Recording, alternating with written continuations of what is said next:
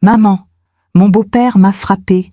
Ces mots que ma fille m'a dit au téléphone m'ont ouvert la poitrine comme une lame de rasoir. J'étais au travail. Une journée comme les autres. Et puis, cette phrase qui a tout changé. Maman, mon beau-père m'a frappé parce que la nourriture était trop salée. Mon mari a tout vu et n'a rien dit. Mon sang s'est glacé. 20 minutes plus tard, je frappais à leur porte. Et quand le beau-père de ma fille a ouvert et vu ce que j'avais amené avec moi, tout a basculé. Je m'appelle Faustine Laporte, j'ai 59 ans. Et voici l'histoire que j'ai gardée pour moi bien trop longtemps. Il y a des matins qui sentent encore le café et les tartines grillées. Des matins où Roxane était petite, où elle courait dans l'appartement en riant, ses cheveux châtains volant derrière elle comme des rubans de lumière. Je me souviens de ses mains potelées qui serraient les miennes quand nous traversions la rue. Je me souviens de ses questions infinies. « Maman, pourquoi le ciel est bleu ? Maman, où vont les étoiles le jour ?» J'ai divorcé de son père quand elle avait 12 ans. Pas par manque d'amour. Parfois, deux personnes s'aiment, mais ne savent plus vivre ensemble. Il était policier, moi infirmière. Nos horaires ne se croisaient jamais. Nos silences pesaient plus lourds que nos mots. Mais nous sommes restés unis pour Roxane. Toujours. Elle a grandi belle, intelligente, rêveuse. Elle voulait être professeure de français. Elle aimait la poésie de Verlaine, les romans de Colette. Elle soulignait des passages dans ses livres et me les lisait le soir, allongée sur mon canapé. « Écoute, maman, le ciel est, par-dessus le toit, si bleu, si calme. » À 24 ans, elle a rencontré Louison. Il était courtois, bien élevé, toujours un bouquet à la main quand il venait dîner chez moi. Il parlait avec respect. Il avait un bon travail dans une banque. Il venait d'une famille bourgeoise du 16e arrondissement. « Maman, je crois que c'est lui », m'avait-elle dit un soir, les yeux brillants. J'avais souri. J'avais pris ses mains dans les miennes. « Alors je suis heureuse pour toi, ma chérie. » Le mariage a eu lieu 2 ans plus tard. Une cérémonie simple et élégante dans une petite église de province. Roxane portait la bague en or blanc de ma grand-mère, celle avec le petit diamant que j'avais toujours gardé précieusement. « Elle te va à merveille », avais-je murmuré en l'embrassant. Louison lui avait promis de la rendre heureuse. Et moi, comme toutes les mères, j'avais voulu le croire. Les premiers mois, Roxane m'appelait tous les jours. Nous parlions de tout et de rien. De ses élèves, de ses recettes ratées, de ses projets de voyage. Puis, peu à peu, les appels se sont espacés. 1 fois par semaine, puis 1 fois toutes les 2 semaines. « Tout va bien, ma chérie ?»« Oui, maman. Juste beaucoup de travail. » Sa voix avait changé. Quelque chose de plus petit, de plus prudent. Quand je lui proposais de venir déjeuner, elle hésitait. « Je dois demander à Louison. » « Demander ?» Ce mot m'avait piqué, mais je n'avais rien dit. Un dimanche, je suis passée à l'improviste. Louison m'a ouvert. Sourire poli, mais froid. « Faustine, quelle surprise. Je passais dans le quartier. Je voulais voir Roxane. Elle se repose. Je peux monter la voir ?» Un silence. Trop long. « Elle dort, vraiment. Je lui dirai que vous êtes passé. » La porte s'est refermée. Je suis restée sur le palier, le cœur serré, ne sachant pas encore pourquoi. J'ai appelé Roxane le soir même. « Ma chérie, je suis passée aujourd'hui. »« Ah oui, désolée, maman. J'étais vraiment fatiguée. »« Ma, tu es sûre que tout va bien ?»« Oui, maman, promis. » Mais sa voix tremblait légèrement. Et pour la première fois, j'ai senti quelque chose se briser en moi. Un vernis, une illusion. Parfois, on fait confiance à ceux qui ne la méritent pas. Et vous, avez-vous déjà été déçu par quelqu'un que vous aimiez? Racontez-moi votre histoire dans les commentaires. J'aimerais vous lire. Les semaines ont passé. L'été est arrivé avec ses journées longues et ses soirées tièdes. J'essayais de ne pas trop penser à ce malaise que je ressentais chaque fois que je parlais à Roxane. Peut-être que j'exagérais. Peut-être que c'était normal qu'une jeune femme mariée prenne ses distances avec sa mère. Peut-être que je devais simplement accepter qu'elle avait sa propre vie maintenant. Mais une mère sent ces choses-là. Une mère sait. Je travaillais toujours à l'hôpital Saint-Louis, service de gériatrie. Des journées de 12 heures où je voyais défiler des visages ridés, des mains tremblantes, des regards qui cherchaient encore un peu de tendresse dans ce monde.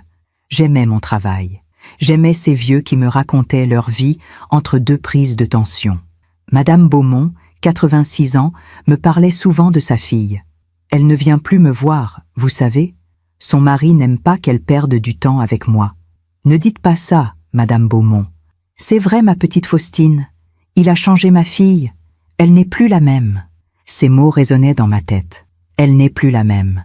Roxane non plus n'était plus la même. En septembre, j'ai reçu une invitation. Un dîner chez les parents de Louison. Toute la famille était conviée.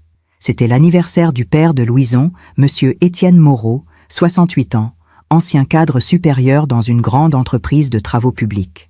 Un homme imposant, au regard dur, à la voix forte. Je ne l'avais rencontré que 2 fois.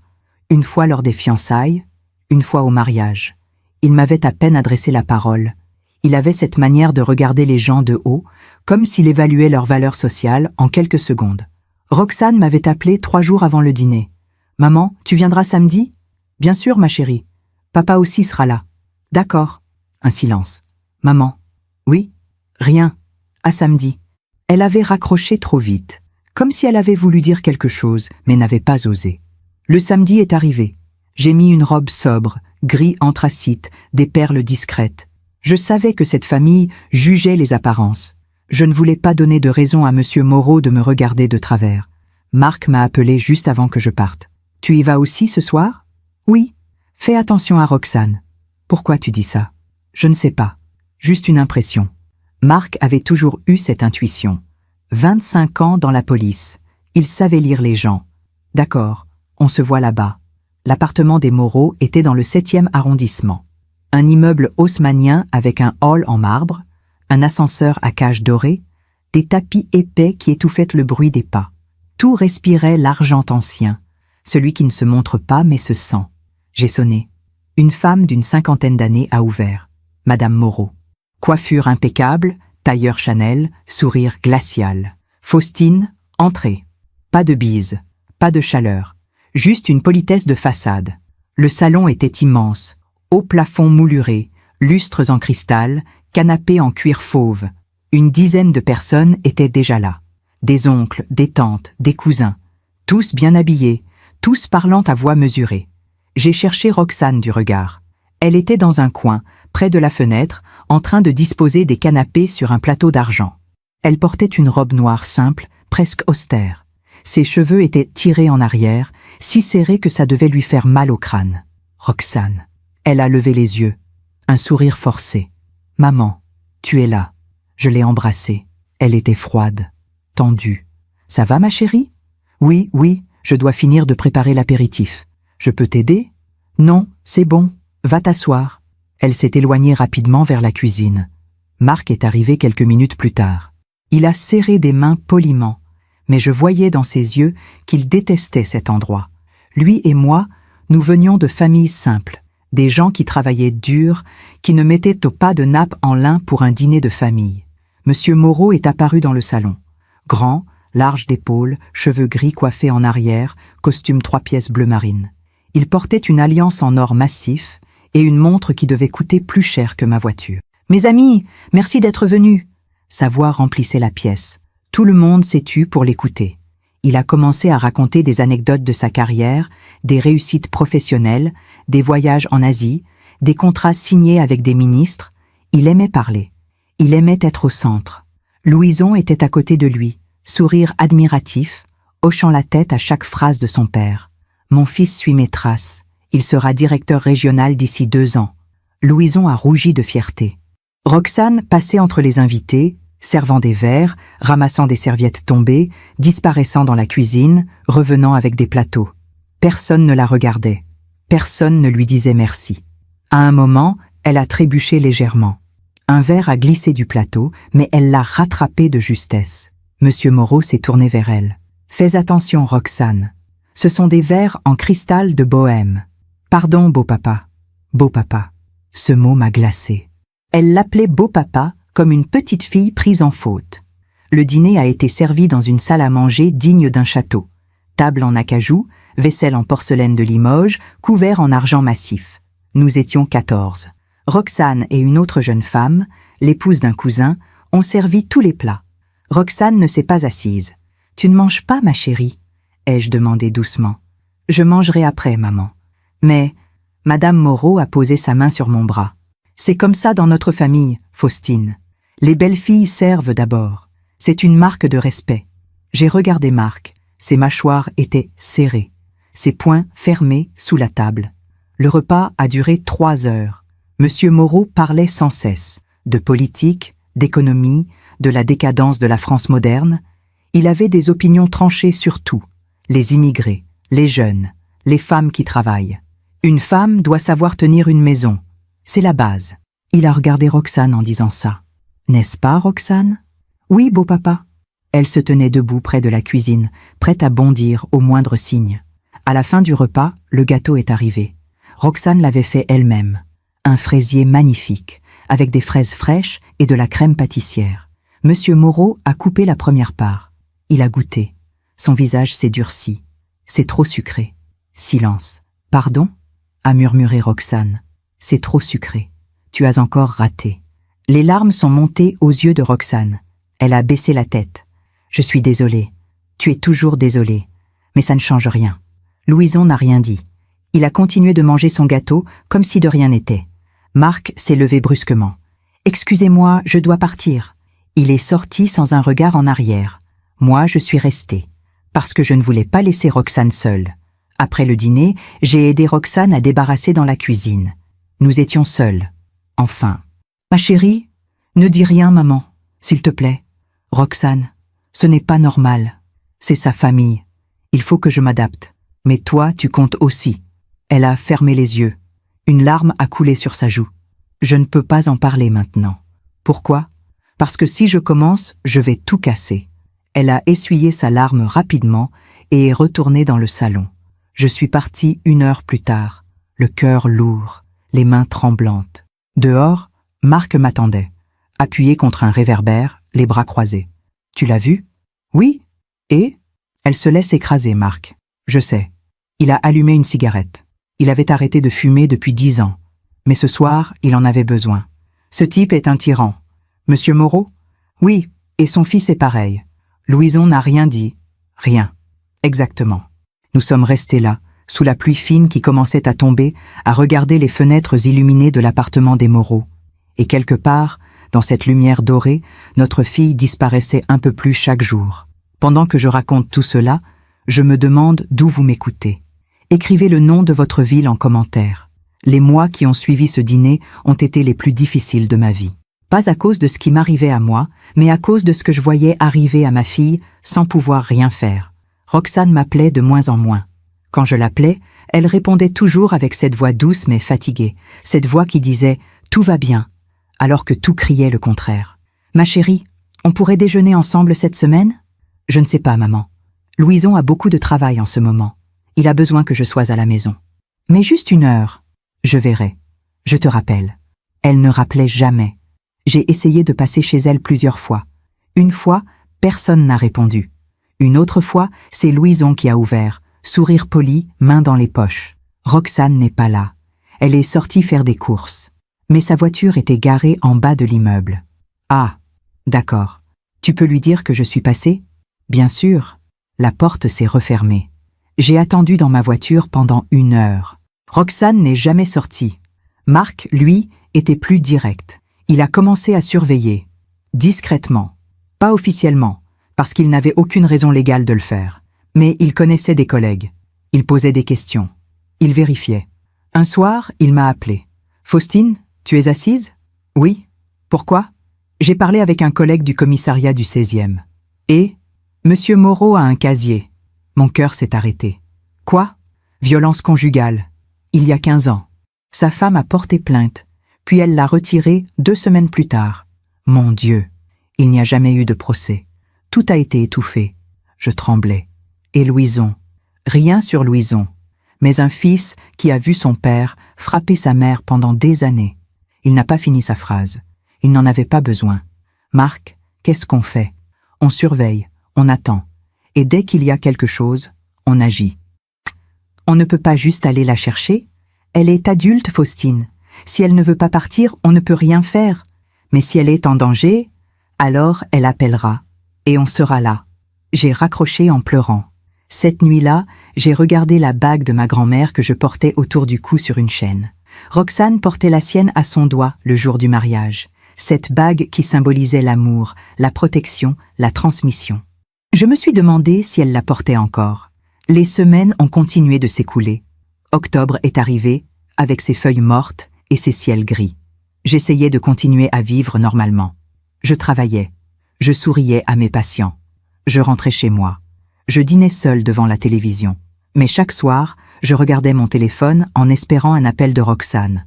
Un jeudi soir, enfin, elle a appelé. « Maman ? Ma chérie, comment vas-tu ?»« Ça va. » Sa voix était bizarre. Trop enjouée. Trop fausse. « Tu es sûre ? » ?»« Oui, oui. Je voulais juste te dire que Louison et moi, on va peut-être déménager. »« Déménager ? Où ça ? » ?»« Plus loin. Dans le sud. Son père a des contacts là-bas. Il pourrait avoir une promotion. » Mon sang s'est glacé. Le sud ? Mais c'est loin. Je sais. Mais c'est une bonne opportunité pour lui. Pour lui. Pas pour elle. Pour lui. Et ton travail ? Tu aimes enseigner. Je trouverai autre chose. Roxane. Maman, il faut que j'y aille. Louison rentre bientôt. Je t'embrasse. Elle a raccroché. J'ai appelé Marc immédiatement. Ils veulent l'éloigner. Quoi ? Déménager dans le sud. Loin de nous. Marc a juré entre ses dents. C'est une technique classique. Isoler la victime. Marc, on doit faire quelque chose. Je vais essayer de lui parler. Le lendemain, Marc est allé chez eux. Il a sonné. Louison a ouvert. Marc, quelle surprise. Je voulais voir ma fille. Elle n'est pas là. Sa voiture est en bas. Un silence. Elle se repose. Alors je vais attendre. Marc est entré. Louison n'a pas pu l'en empêcher. Roxane est sortie de la chambre quelques minutes plus tard. Elle portait un pull à col roulé, en plein mois d'octobre, alors qu'il faisait 18 degrés dehors. Marc a compris tout de suite. « Roxane, enlève ton pull. »« Quoi ? Papa, je... » »« Enlève ton pull. Maintenant. » Louison s'est avancée. « Marc, vous n'avez pas à... » « Tais-toi. » La voix de Marc était froide, dangereuse. Roxane a commencé à pleurer. « Papa, s'il te plaît. » Marc s'est approché doucement. Il a pris les mains de sa fille. « Ma chérie, montre-moi. » Elle a fermé les yeux. Lentement, elle a descendu le col de son pull. Un bleu, violacé, sur le côté de son cou. Marc a reculé d'un pas. Ses poings se sont serrés. « Qui t'a fait ça ?» Roxane tremblait. « C'est rien. Je suis tombée. Ne me mens pas. Papa, je t'en prie. » Marc s'est tourné vers Louison. « C'est toi ? Je ne vois pas de quoi vous parlez. C'est toi qui l'as frappée ? Roxane vient de vous dire qu'elle est tombée. » Marc a fait un pas vers lui. Louison a reculé. « Si tu touches encore une fois à ma fille, je te jure que... »« Papa, arrête. » Roxane s'est mise entre eux, les larmes coulant sur ses joues. « S'il te plaît, ne fais pas ça. Roxane, tu vas venir avec moi, maintenant. »« Je ne peux pas. »« Pourquoi ? » ?»« Parce que je l'aime. » Ces mots ont brisé quelque chose en Marc. Je le sais parce qu'il me l'a raconté plus tard. Il m'a dit qu'à ce moment-là, il a compris qu'on ne pouvait pas sauver quelqu'un qui ne voulait pas être sauvé. Il est parti. Il m'a appelé en pleurant. Elle refuse de partir. Marc, elle dit qu'elle l'aime. Ce n'est pas de l'amour. Je sais. Mais elle ne le voit pas encore. Nous avons pleuré ensemble au téléphone. 2 parents impuissants face à la souffrance de leur enfant. Les semaines suivantes ont été un cauchemar. Roxane ne répondait plus à mes appels. Elle ne répondait plus aux messages. Elle avait disparu. J'ai essayé d'aller chez elle. La porte restait fermée. J'ai essayé d'aller à son école. On m'a dit qu'elle avait démissionné. Démissionné ? Quand ? Il y a 2 semaines. Elle a dit qu'elle déménageait. Mon monde s'est effondré. J'ai appelé Marc. Elle a démissionné. Ils vont vraiment partir. On ne peut rien faire, Faustine. Si, on peut. Quoi ? On peut attendre qu'elle appelle à l'aide. Et on peut être prêt. Marc a respiré profondément. D'accord. Je reste en alerte. Toi aussi. Promis. Et c'est ce que nous avons fait. Nous avons attendu. Chaque jour. Chaque nuit. Le téléphone à portée de main. Le cœur battant à chaque sonnerie. Novembre est arrivé. Puis décembre. Les fêtes de fin d'année approchaient. Noël. Cette période qui normalement nous réunissait tous les 3, Roxane, Marc et moi, autour d'un sapin décoré et d'un repas simple. Mais cette année, Roxane ne serait pas là. J'ai acheté quand même un cadeau pour elle. Un livre de poésie de Rimbaud qu'elle cherchait depuis longtemps. Je l'ai emballé avec soin. J'ai écrit une carte. Ma chérie, je t'aime. Je serai toujours là. Maman. Je l'ai gardé sur ma table de nuit, en espérant pouvoir le lui donner un jour. La veille de Noël, j'étais au travail, service de nuit. L'hôpital était calme. Les couloirs sentaient le désinfectant et le sapin en plastique qu'on avait installé dans le hall. Madame Beaumont dormait paisiblement. Sa fille était enfin venue la voir la semaine précédente. Elle m'avait raconté avec des yeux brillants. Elle a quitté son mari, vous savez. Elle a dit qu'elle en avait assez de vivre dans la peur. C'est merveilleux, Madame Beaumont. Oui, elle va bien maintenant. Elle sourit à nouveau. J'avais souri aussi. Mais dans mon cœur, je pensais à Roxane. À 23 heures, mon téléphone a vibré. Un message de Roxane. Maman, je t'aime. Pardon pour tout. Mon cœur s'est arrêté. J'ai appelé immédiatement. Pas de réponse. J'ai rappelé. Encore. Messagerie. J'ai appelé Marc. Marc, elle m'a envoyé un message bizarre. Quoi? Quel genre de message? Je t'aime. Pardon pour tout. Merde. J'arrive. On y va. Nous nous sommes retrouvés devant leur immeuble 30 minutes plus tard. Marc avait appelé des collègues. 2 voitures de police étaient déjà là. On ne peut pas entrer sans mandat. Ma fille est en danger. Marc, tu le sais. On ne peut pas. Marc a levé les yeux vers les fenêtres de l'appartement. Toutes les lumières étaient éteintes. Il a appelé Roxane. Pas de réponse. Il a sonné à l'interphone. Pas de réponse. Il allait forcer la porte quand soudain, elle s'est ouverte. Louison est sorti. Seul. En manteau. Un sac à la main. Il a sursauté en nous voyant. « Qu'est-ce que vous faites là?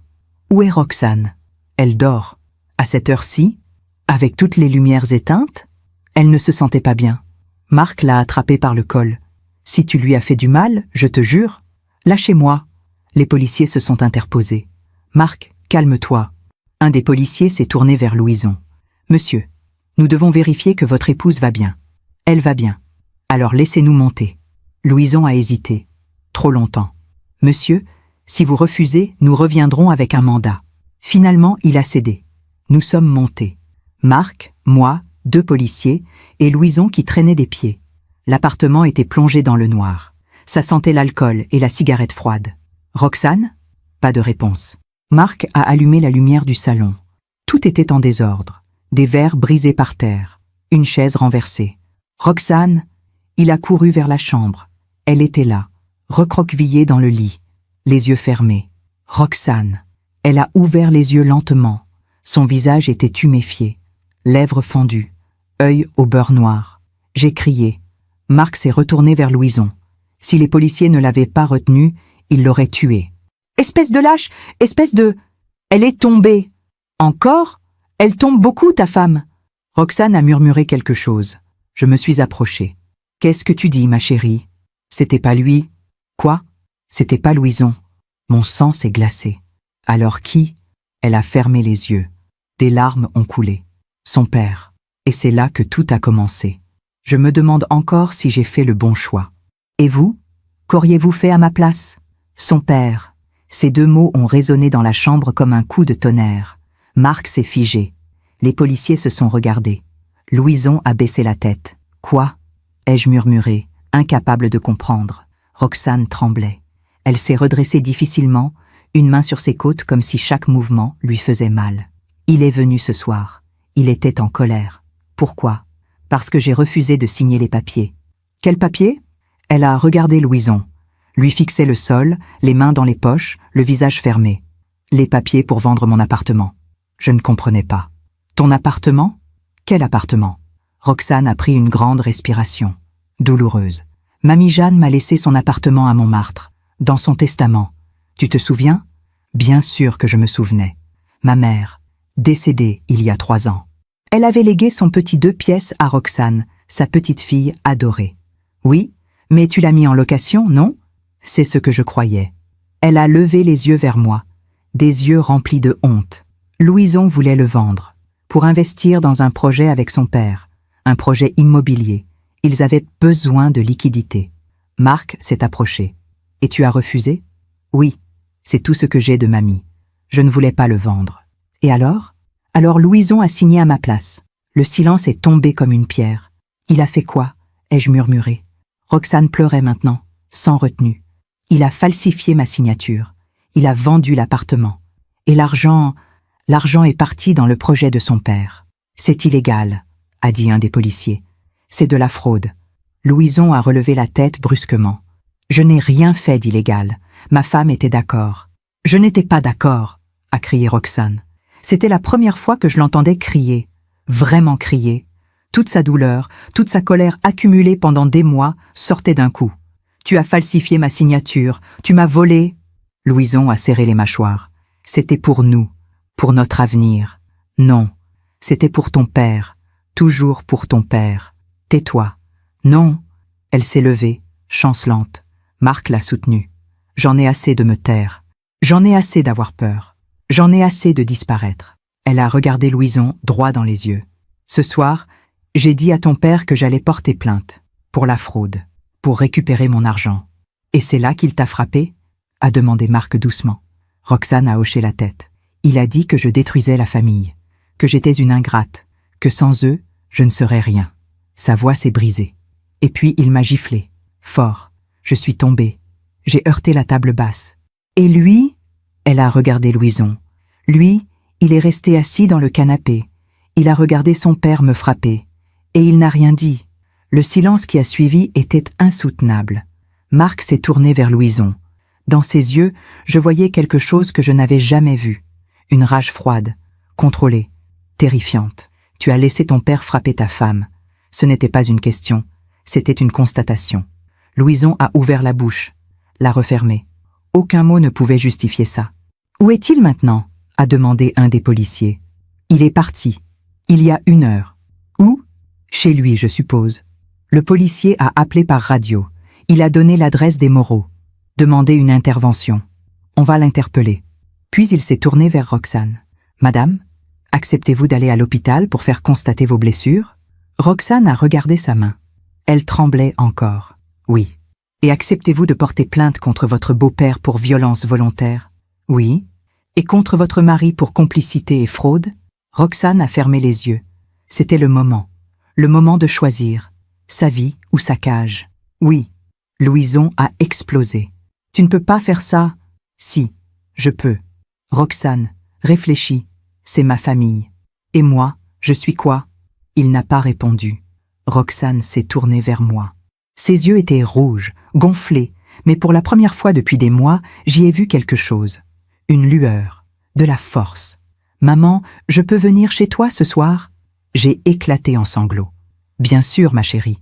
Bien sûr. » Les policiers ont commencé à prendre des photos des blessures de Roxane. Des traces sur son cou, sur ses bras, sur son visage. Chaque cliché était une preuve. Chaque marque était une vérité. Louison est restée debout dans le salon, pâle, les bras ballants, regardant sa vie s'effondrer. « Monsieur, » a dit un policier, « vous allez devoir nous suivre au commissariat pour être entendu. »« Entendu ? Pourquoi ? Je n'ai rien fait. » Vous avez assisté à une agression sans intervenir, c'est de la non-assistance à personne en danger. Et votre épouse vous accuse de fraude. Vous avez le droit de garder le silence et de contacter un avocat. Louison a regardé Roxane une dernière fois, comme s'il attendait qu'elle change d'avis, qu'elle dise que c'était une erreur. Mais Roxane a détourné les yeux. Et c'est ce moment-là qui a tout changé, ce moment où elle a choisi de ne plus le regarder. Nous sommes partis, Marc, Roxane et moi, dans une voiture. Les policiers avec Louison dans une autre. Dans la voiture, personne ne parlait. Roxane était assise à l'arrière, la tête appuyée contre la vitre, regardant défiler les rues de Paris illuminées par les décorations de Noël. « Papa ? Oui, ma chérie ? Tu crois qu'ils vont vraiment arrêter Monsieur Moreau ? Oui. Et si Louison retire sa plainte ? Ce n'est plus à lui de décider, c'est toi qui portes plainte. » Elle a hoché la tête doucement. Nous sommes arrivés à l'hôpital. Urgence. Lumières blanches aveuglantes, odeur de désinfectant, bruit de chariot et de téléphone. Une infirmière que je connaissais, Sophie, a pris Roxane en charge. « Faustine ? C'est ta fille ?» Oui. Elle a regardé le visage de Roxane, son œil tuméfié, sa lèvre fendue. « Mon Dieu ! S'il te plaît, Sophie, prends soin d'elle. »« Bien sûr, viens, ma belle. » Roxane est partie avec elle. Marc et moi sommes restés dans la salle d'attente, assis côte à côte sur des chaises en plastique inconfortables. Il a pris ma main. Je ne me souvenais pas de la dernière fois qu'il avait fait ça. Peut-être avant le divorce, peut-être jamais. On aurait dû agir plus tôt, ai-je murmuré. Non, on ne pouvait pas. Elle n'était pas prête. Elle a tellement souffert. Je sais. Mais maintenant, elle se bat. Il a serré ma main plus fort. Et nous, on va l'aider. 1 heure plus tard, Sophie est revenue avec Roxane. Elle portait maintenant une blouse d'hôpital. Son visage avait été nettoyé. On voyait mieux l'étendue des dégâts. L'œil presque fermé, la lèvre enflée, des écorchures sur la joue. Côte fêlée, a dit Sophie. Contusions multiples, traumatisme crânien léger. Elle doit se reposer. Merci, Sophie. Roxane s'est approchée de moi, lentement, comme une enfant blessée qui cherche sa mère. Maman, je l'ai prise dans mes bras, doucement, pour ne pas lui faire mal. C'est fini, ma chérie. C'est fini. Elle a pleuré contre mon épaule, longtemps. Toutes ces larmes qu'elle avait gardées pendant des mois. Toute cette douleur qu'elle avait enfouie. Marc nous a enveloppés toutes les deux dans ses bras. Et pendant un instant, nous étions à nouveau une famille, brisée, meurtrie, mais ensemble. À 3 heures du matin, nous sommes rentrés chez moi. Roxane s'est installée dans sa chambre d'enfant, celle que j'avais gardée intacte même après son mariage, avec ses livres de poésie sur les étagères, ses peluches sur le lit, ses posters au mur. Elle s'est allongée, je l'ai bordée comme quand elle était petite. « Maman ? Oui, ma chérie ? Tu crois que je vais m'en sortir ? J'en suis sûre. J'ai tellement peur. De quoi ? De tout, de la suite, du procès, de croiser Louison, de... » Sa voix s'est brisée. De me retrouver seule. Je me suis assise sur le bord du lit. J'ai caressé ses cheveux. « Tu ne seras jamais seule. Jamais. Promis ? Promis. » Elle a fermé les yeux. L'épuisement l'a emportée. Je suis restée là, à la regarder dormir, comme je le faisais quand elle était petite et qu'elle faisait des cauchemars. Marc était dans le salon. Je l'ai rejoint. Il regardait par la fenêtre, les lumières de la ville, le ciel qui commençait à s'éclaircir. « Elle dort ? Oui. Bien. » Un silence. « Marc ? Oui. Merci d'avoir été là. » Il s'est tourné vers moi. Dans ses yeux, j'ai vu quelque chose que je n'avais pas vu depuis longtemps. De la tendresse. C'est ma fille. Notre fille. Je sais. Mais quand même. Merci. Il a hoché la tête. Mon collègue m'a envoyé un message. Ils ont interpellé Moreau chez lui. Il est en garde à vue. Bon. Il sera entendu demain matin. Louison aussi. Et après ? Après, il y aura une enquête. Un procès, probablement. Ça va être long. Elle est forte. Elle va tenir. Oui. Parce qu'elle a sa mère. Il a posé sa main sur mon épaule. Et son père. J'ai souri. Un petit sourire triste mais sincère. Le soleil s'est levé doucement. C'était le matin de Noël. Mais cette année, Noël avait un goût différent. Un goût de justice, de vérité, de recommencement. Roxane s'est réveillée vers midi. Elle est sortie de sa chambre, marchant lentement, une main sur ses côtes. « Bonjour. Bonjour, ma chérie. Tu as faim ? » « Un peu. » Je lui ai préparé du thé et des tartines. Elle s'est assise à table. Marc nous a rejointes. « Comment tu te sens ? » « Mal, mais différente. » « Différente comment ? » Elle a réfléchi. « Libre. » Pour la première fois depuis longtemps, je me sens libre. Marc a souri. C'est bon signe. Roxane a bu son thé lentement, puis elle a regardé autour d'elle. Cette cuisine, cette maison, ces souvenirs. « Maman ? Oui ? Je peux rester ici quelque temps ? Le temps de me reconstruire ? Tu peux rester aussi longtemps que tu veux. » Elle a souri. Un vrai sourire. Le premier depuis des mois. Et dans ce sourire, j'ai vu ma fille revenir, petit à petit, comme un printemps après un hiver interminable. Les jours qui ont suivi Noël ont été étranges. Un mélange de soulagement et d'angoisse. Roxane était à la maison, en sécurité. Mais l'ombre de ce qui s'était passé planait encore sur nous. Elle dormait beaucoup, des sommeils profonds, épuisés, comme si son corps rattrapait des mois de tension. Parfois, elle se réveillait en sursaut, le regard perdu, cherchant où elle était. Et puis elle me voyait, assise dans le fauteuil près de sa porte, et elle se détendait. « Tu es là ? Je suis là, ma chérie. » Marc passait tous les jours. Il apportait des croissants le matin, des journaux, des nouvelles. Il parlait doucement avec Roxane, lui expliquait ce qui allait se passer, les procédures, les auditions, les délais. Monsieur Moreau a été placé en garde à vue pendant 48 heures. Il sera présenté au procureur. Et après ? Il y aura probablement un contrôle judiciaire. Interdiction de t'approcher, de te contacter. Roxane hochait la tête, les yeux fixés sur sa tasse de thé. Et Louison ? Marc hésitait toujours avant de répondre aux questions sur Louison. Il a été entendu comme témoin et mis en cause, pour complicité et pour la fraude. Il va aller en prison? Pas tout de suite. Mais il sera convoqué. Il devra s'expliquer. Roxane ne disait rien. Elle regardait par la fenêtre. Les toits de Paris sous le ciel gris de décembre. 3 jours après Noël, nous avons reçu un appel du commissariat. Roxane devait venir faire une déposition complète, raconter tout, depuis le début. Elle a tremblé en raccrochant. « Je ne sais pas si je peux. »« Si, tu peux, » ai-je dit doucement. « C'est trop dur. Je sais. Mais c'est nécessaire. » Marc est venu nous chercher. Nous sommes allés au commissariat du 16e arrondissement. Un bâtiment austère, avec des couloirs qui sentaient le café froid et le papier. Roxane était pâle. Elle serrait ma main si fort que j'avais mal. Un officier nous a reçus. Une femme d'une 40aine d'années, aux cheveux courts, au regard bienveillant. « Madame Laporte ? » ?»« Oui, je suis la capitaine Dubois. Je vais recueillir votre témoignage. Vous pouvez être accompagnée si vous le souhaitez. » Roxane m'a regardée. « Maman peut rester ?»« Bien sûr. » Nous sommes entrés dans une petite salle. Une table, 2 chaises, un enregistreur. « Madame Laporte, je vais vous poser des questions. Prenez votre temps pour répondre. Si vous avez besoin d'une pause, dites-le. » Roxane a hoché la tête. « Bien. Commençons par le début. Quand avez-vous rencontré Louison Moreau ?» Et Roxane a commencé à raconter. Sa voix était faible au début, hésitante. Puis, peu à peu, elle s'est affermie. Elle a parlé de leur rencontre, de leurs premiers mois ensemble, de la demande en mariage, du bonheur qu'elle avait ressenti. Puis elle a parlé du changement. Ça a commencé doucement. Des remarques sur ma façon de m'habiller, sur mes amis. Il disait que certaines étaient une mauvaise influence, qu'elles me montaient contre lui. « Et vous avez coupé les ponts avec elle ?»« Oui, progressivement, pour avoir la paix. Ensuite, il a commencé à contrôler mes dépenses. Je devais lui montrer tous mes tickets de caisse, justifier chaque achat. Et son père? Quand est-il entré dans l'équation ?» Roxane a pris une grande respiration. Dès le mariage, Monsieur Moreau avait des opinions sur tout. Comment je devais tenir la maison? Comment je devais me comporter en société? Louison écoutait toujours son père, tout le temps. Même si je n'étais pas d'accord, c'était l'avis de son père qui comptait. Parlez-moi de l'appartement de Montmartre. Le visage de Roxane s'est durci. Ma grand-mère me l'a laissé dans son testament. C'était tout ce que j'avais d'elle.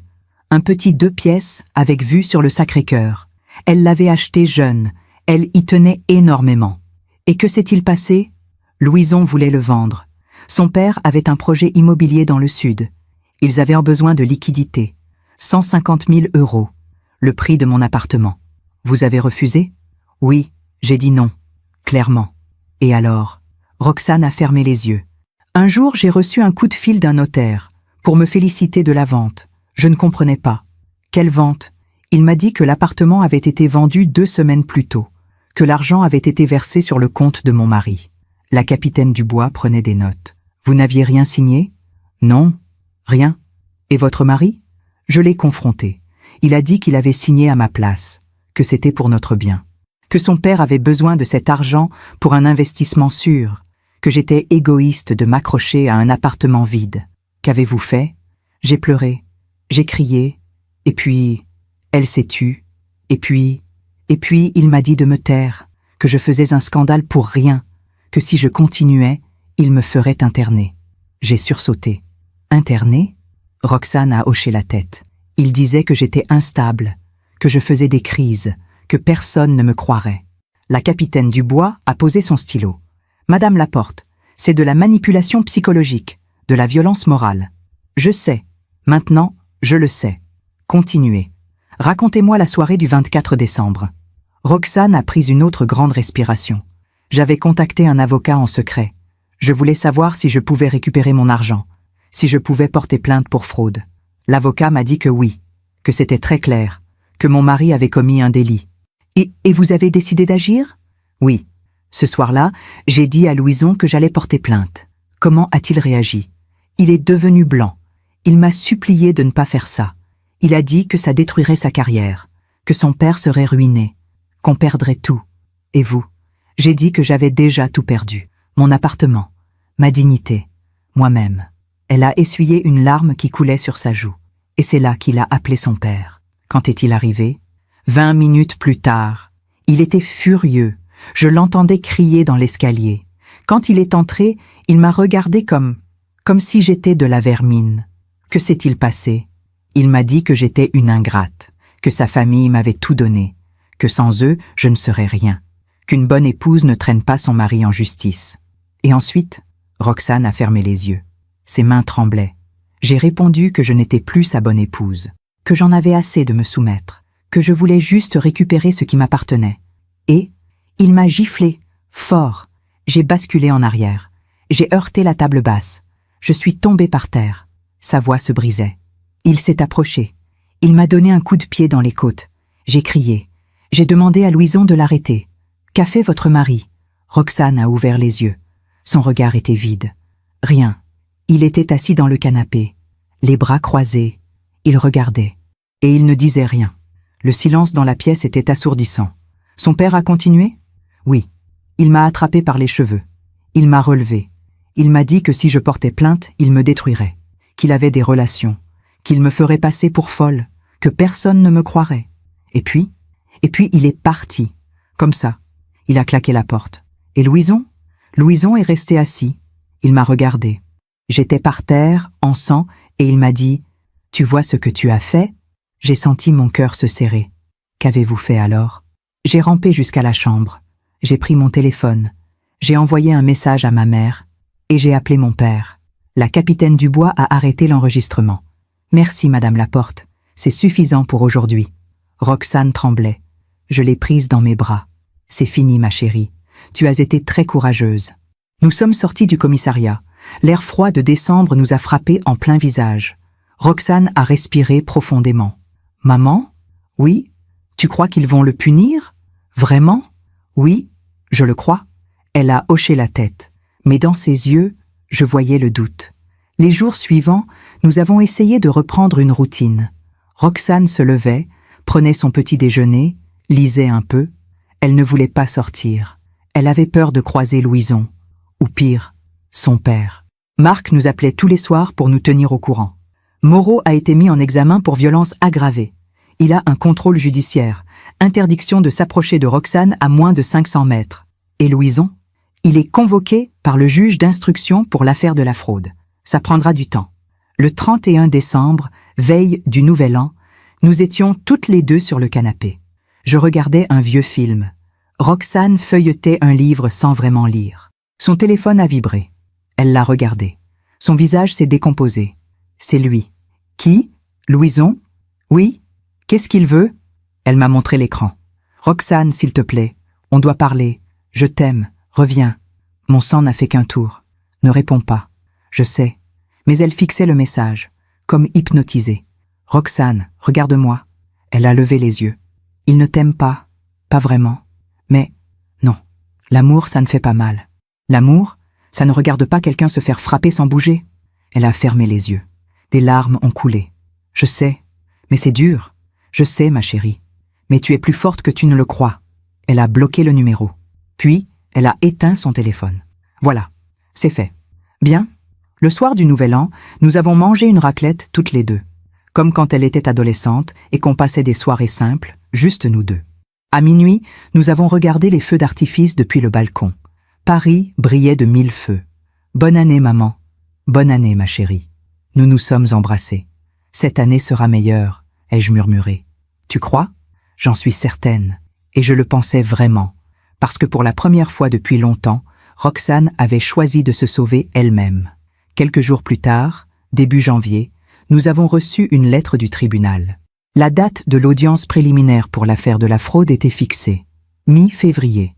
Roxane devait témoigner, face à Louison. Je ne sais pas si je peux. Si, tu peux. Maman, je vais le revoir. Oui, mais tu ne seras pas seule. Ton père et moi, on sera là. Elle a hoché la tête, mais je voyais la peur dans ses yeux. Marc est passé ce soir-là. Il a apporté les détails de l'audience. Ce sera une audience à huis clos. Juste le juge, les avocats, toi, Louison, et nous si tu veux. Qu'est-ce que je dois faire? Dire la vérité, c'est tout. Et s'il ment?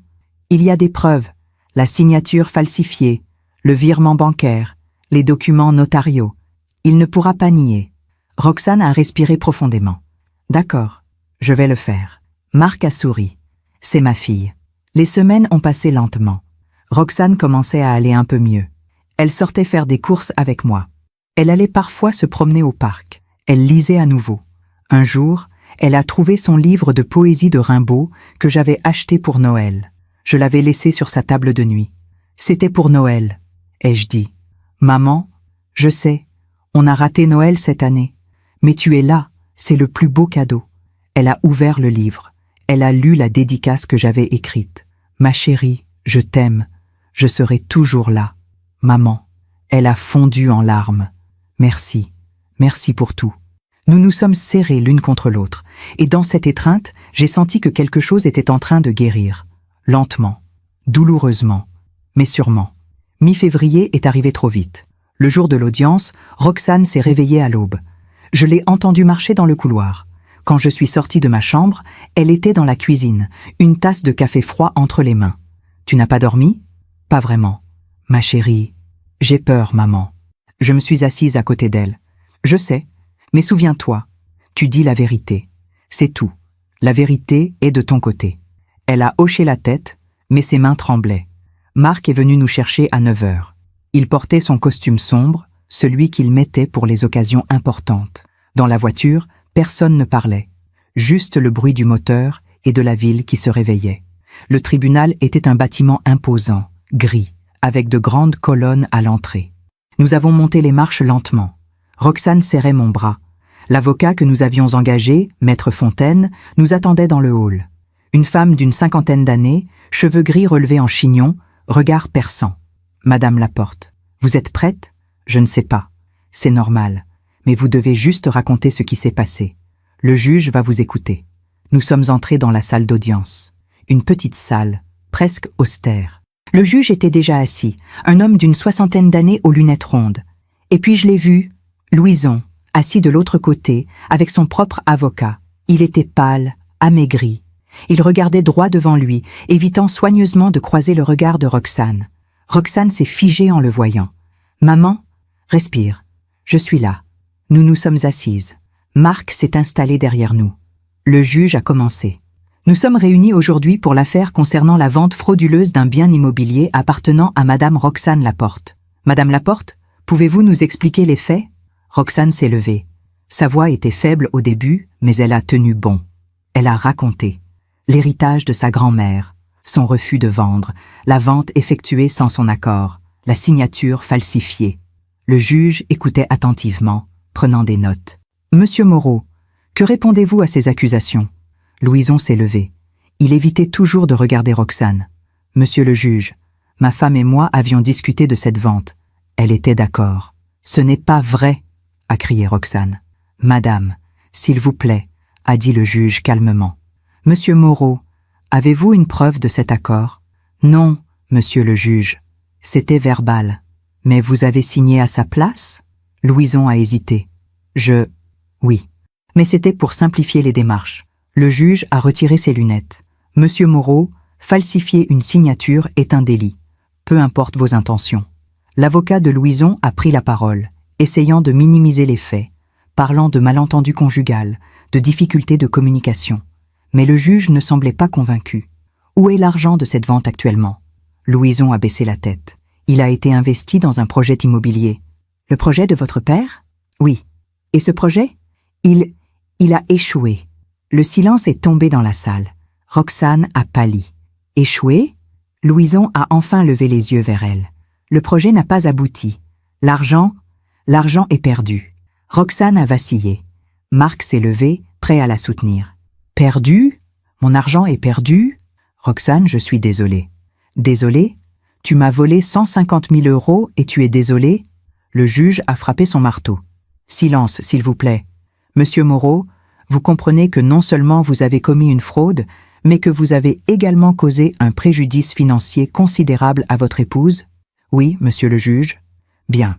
Je vais rendre mon ordonnance dans les prochains jours. En attendant, je vous demande de ne pas contacter Madame Laporte. L'audience est levée. Nous sommes sortis. Roxane tremblait de rage et de chagrin. Il a tout perdu. Tout. Ma chérie. L'appartement de mamie. Mes souvenirs. Tout. Elle a éclaté en sanglots sur les marches du tribunal. Marc et moi l'avons entourée. On va se battre, a dit Marc. Il y a des recours. On va récupérer cet argent. Comment? Le projet a échoué. Alors, on attaquera son père. On demandera des dommages et intérêts. On ira jusqu'au bout. Maître Fontaine nous a rejoints. Le juge va probablement condamner votre mari. Il devra vous rembourser.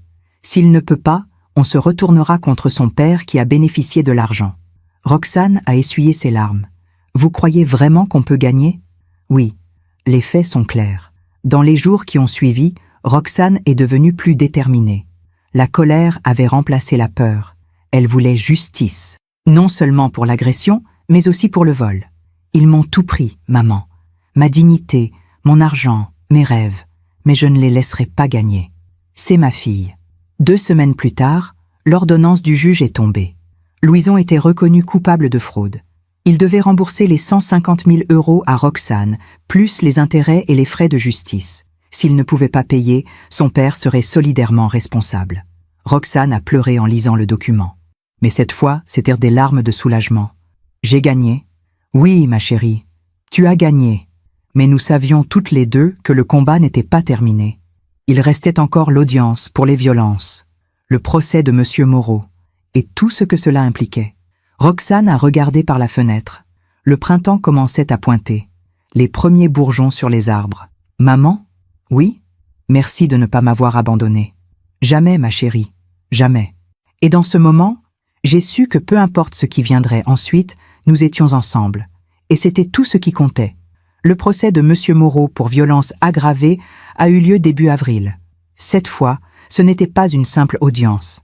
C'était un vrai procès, avec un tribunal correctionnel, des jurés, tout l'appareil de la justice. Roxane était terrifiée. Non pas de témoigner, mais de le revoir. Cet homme qui l'avait frappé. Cet homme qui avait détruit sa vie. La veille du procès, elle n'a pas dormi. Je l'ai entendue pleurer dans sa chambre. Je suis allée la rejoindre. Ma chérie, je ne peux pas, maman.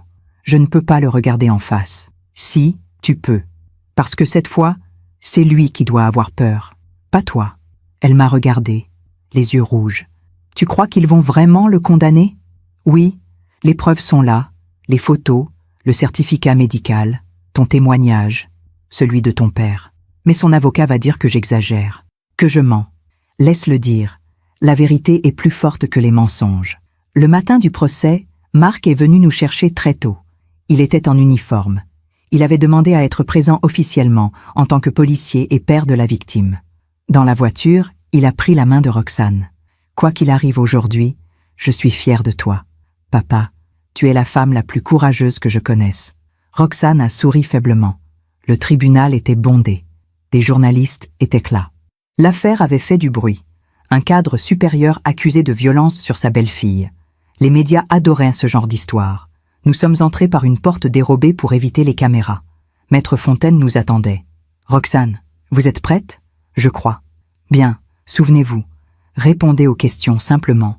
Ne vous laissez pas déstabiliser par l'avocat de la défense. Je serai là. » Nous sommes entrés dans la salle d'audience. Monsieur Moreau était déjà là, assis entre ses avocats. Il portait un costume impeccable, les cheveux gominés. Il avait l'air d'un homme d'affaires respectable, pas d'un homme violent. Quand il a vu Roxane, quelque chose a changé dans son regard. Une lueur froide, méprisante. Roxane s'est raidie. J'ai pris sa main. Respire. Le procureur a commencé à exposer les faits. L'agression du 24 décembre. Les blessures constatées. Le contexte de violence psychologique et d'emprise familiale. Puis ce fut au tour de Roxane de témoigner. Elle s'est levée. Elle a marché jusqu'à la barre. Sa voix tremblait, mais elle a tenu bon. Elle a raconté. Tout. La soirée, la gifle, le coup de pied, les menaces, et le silence complice de Louison. Il m'a dit que personne ne me croirait, qu'il avait des relations, qu'il me détruirait. Le procureur a montré les photos, le visage tuméfié de Roxane, les bleus sur ses côtes, son œil presque fermé. Plusieurs personnes dans la salle ont détourné le regard. Puis ce fut au tour de l'avocat de Monsieur Moreau, un homme élégant, à la voix posée. « Madame Laporte, n'est-il pas vrai que vous aviez bu ce soir-là? » « Non. »« Vous êtes certaine? » »« Oui. » « Et n'est-il pas vrai que vous avez provoqué mon client en menaçant de détruire sa famille? » Roxane a serré les poings. « Je n'ai provoqué personne. J'ai juste dit que je voulais récupérer mon argent. Un argent que votre mari, légalement votre époux, avait le droit d'utiliser. » « Non. C'était mon héritage, ma propriété personnelle. Madame Laporte, n'est-il pas possible que vous soyez tombée accidentellement? Tombée? Accidentellement? Sa voix montait. Regardez les photos. On ne tombe pas accidentellement comme ça. Le juge est intervenu. Maître, vos questions sont inappropriées. Les faits sont documentés médicalement. L'avocat s'est incliné et s'est rassis. Marc a témoigné ensuite. Il a raconté ce qu'il avait vu en arrivant sur les lieux. L'état de Roxane, le désordre de l'appartement, l'attitude de Louison. Ma fille était terrorisée. Et son mari était assis là, les bras croisés, comme si de rien n'était. Puis ce fut au tour de M. Moreau de prendre la parole. Il est monté à la barre, droit, arrogant. Je n'ai jamais touché cette jeune femme. Elle ment. Alors, comment expliquez-vous ces blessures? A demandé le procureur. Je ne sais pas. Peut-être qu'elle se les est faites elle-même, pour me nuire. Un murmure a parcouru la salle. Roxane a bondi. C'est faux. Le juge a frappé son marteau. Silence, Madame Laporte, asseyez-vous. Mais Roxane tremblait de rage. Il ment, comme il a toujours menti. Maître Fontaine l'a fait rasseoir. Le procureur a repris. Monsieur Moreau, vous avez déjà été condamné pour violence conjugale il y a 15 ans. N'est-ce pas? Le visage de Monsieur Moreau s'est durci. Ses charges ont été abandonnées. Parce que votre épouse a retiré sa plainte. Mais le casier existe. C'était il y a longtemps. La violence est un schéma récurrent, Monsieur Moreau. L'avocat de la défense a protesté. Le juge a demandé le silence. Les plaidoiries ont duré des heures. L'avocat de Monsieur Moreau a essayé de le présenter comme un homme respectable, victime d'une belle-fille vindicative. Maître Fontaine a démoli cette défense, pièce par pièce, preuve par preuve. À la fin de la journée, le juge a annoncé que le délibéré serait rendu dans une semaine. Nous sommes sortis épuisés. Roxane pouvait à peine marcher. Marc la soutenait d'un côté, moi de l'autre. « C'est fini » a-t-elle murmuré. « Presque, ma chérie, presque. » Une semaine plus tard, nous sommes revenus pour le verdict. La salle était encore plus bondée. Les caméras attendaient dehors. Le juge est entré. Nous nous sommes levés. « Monsieur Étienne Moreau, veuillez vous lever. » Monsieur Moreau s'est levé, le visage impassible. Après examen des faits et des preuves présentées, ce tribunal vous reconnaît coupable de violence volontaire aggravée. Vous êtes condamné à 18 mois de prison, dont 6 mois fermes, et à verser 20 000 € de dommages et intérêts à Madame Roxane Laporte. Vous avez également l'interdiction de l'approcher ou de la contacter pendant 5 ans. Roxane a éclaté en sanglots. Pas de tristesse, de soulagement. Monsieur Moreau est resté debout, figé. Pour la première fois, j'ai vu quelque chose se briser en lui. L'arrogance, la certitude. Il allait vraiment aller en prison. Les gendarmes se sont approchés. Ils lui ont passé les menottes. Il a regardé la salle une dernière fois. Son regard a croisé celui de Roxane. Et dans ce regard, il n'y avait plus de mépris. Juste de la défaite. Nous sommes sortis sous les applaudissements discrets de certaines personnes présentes. Dehors, les journalistes se sont rués vers nous. « Madame Laporte, comment vous sentez-vous » Maître Fontaine les a écartés. « Ma cliente ne fera pas de déclaration aujourd'hui. » Merci. Dans la voiture, personne ne parlait. Le choc, l'épuisement, le soulagement. Roxane a finalement rompu le silence. « Il va vraiment aller en prison ?» « Oui, » a dit Marc. 6 mois ferme. C'est peu, c'est peu. Mais c'est quelque chose. Elle a regardé par la fenêtre. Paris défilait. La vie continuait. « Maman ?»« Oui, ma chérie. Je crois que je vais enfin pouvoir respirer. » J'ai pris sa main. « Oui, tu vas pouvoir respirer. » Et pour la première fois depuis des mois, j'ai vu quelque chose dans ses yeux. Quelque chose que je n'avais pas vu depuis longtemps. De l'espoir. Les mois qui ont suivi le procès ont été étranges. Comme sortir d'un tunnel et découvrir que le soleil existe encore. Roxane a commencé à voir une psychologue. Une femme douce qui l'aidait à comprendre ce qu'elle avait vécu. L'emprise, la manipulation, la violence invisible qui précède toujours la violence visible. Ce n'était pas de l'amour, maman. C'était du contrôle. Je sais, ma chérie. Pendant si longtemps, j'ai cru que c'était moi le problème. Non, tu n'as jamais été le problème. Elle a commencé à sortir un peu, à revoir des amis qu'elle avait perdus. Certaines l'ont accueillie à bras ouverts. D'autres lui ont tourné le dos, disant qu'elle aurait dû rester avec son mari. « Les gens ne comprennent pas », m'a-t-elle dit un soir. Non, pas tous. Mais ceux qui comptent, oui. En juin, nous avons reçu des nouvelles de Louison. Il avait enfin signé les papiers du divorce, sans contestation, sans demande. Maître Fontaine nous a appelés. C'est fini. Le divorce sera prononcé dans 3 mois. Roxane a raccroché et elle a pleuré. Pas de tristesse, de libération. Je vais être libre, vraiment libre. Nous avons aussi reçu le premier versement des dommages et intérêts. 20 000 € de la part de M. Moreau. L'argent de la fraude prendrait plus de temps, mais Maître Fontaine était optimiste. Le père devra vendre des biens pour vous rembourser. Ça prendra peut-être 1 an, mais vous récupérerez votre argent. Un jour de juillet, Roxane m'a demandé de l'accompagner quelque part. Elle n'a pas dit où. Nous avons pris le métro jusqu'à Montmartre. Tu veux voir l'appartement de mamie? Elle a hoché la tête. Nous sommes montés jusqu'à la petite rue où se trouvait l'immeuble. L'appartement avait été vendu, bien sûr. Quelqu'un d'autre vivait là maintenant. Roxane s'est arrêtée devant la porte. Je voulais juste le revoir, me souvenir. Mamie aurait été fière de toi. Tu crois? J'en suis certaine. Nous sommes restés là un moment, en silence, regardant les fenêtres où autrefois sa grand-mère arrosait ses géraniums. Maman? Oui, quand je récupérerai mon argent, je veux racheter cet appartement. Vraiment? Oui, si les propriétaires veulent vendre, je veux le récupérer. Pour mamie. Pour moi. J'ai souri. Alors on le fera. En août, quelque chose d'inattendu s'est produit. Marc et moi avons recommencé à nous parler. Vraiment. Pas juste des nouvelles de Roxane. Mais de nous, de notre vie, de ce que nous étions devenus. On a fait des erreurs, m'a-t-il dit un soir autour d'un café. Oui, mais on a fait du mieux qu'on pouvait. Tu crois qu'on aurait pu éviter tout ça? Pour Roxane? Non. Louison était charmant au début. Personne ne pouvait savoir. Elle nous fait confiance à nouveau. Oui, et c'est le plus important. Nous ne sommes pas redevenus un couple, mais nous sommes redevenus une famille. Et c'était suffisant. En septembre, Roxane a commencé à chercher du travail. Elle voulait reprendre l'enseignement, mais elle avait peur. Et si mes collègues savent? Et si tout le monde me juge? Alors ils ne méritent pas de te connaître. Elle a postulé dans plusieurs écoles. En octobre, elle a eu une réponse positive. Un lycée dans le 15e arrondissement cherchait un professeur de français. Le jour de son entretien, elle était terrifiée. Mais elle y est allée. Et elle a été brillante. Ils m'ont prise, maman. Je savais que tu y arriverais. Je recommence en janvier. C'est merveilleux, ma chérie. Ce soir-là, nous avons fêté ça toutes les deux. Marc nous a rejointes. Nous avons bu du champagne et mangé des crêpes, comme quand Roxane était petite. À ta nouvelle vie, ai-je dit en levant mon verre. À ma nouvelle vie, a répété Roxane. Et dans ses yeux, j'ai vu quelque chose que je n'avais pas vu depuis si longtemps. De la joie. Novembre est arrivé avec ses premiers froids.